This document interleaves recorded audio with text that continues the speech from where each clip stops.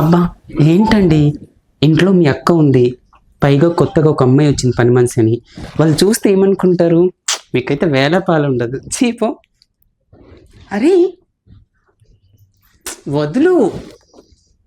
ఛ!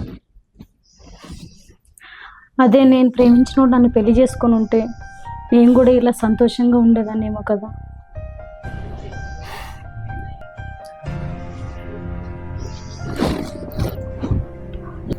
ఓకే నేను వెళ్ళిస్తా.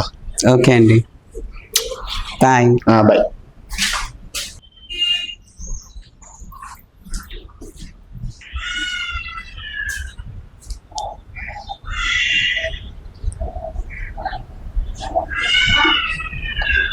అదేంటి, నన్ను ప్రేమించి మోసం చేసిన వాడు ఇంట్లో ఉంటాడా? ఛ!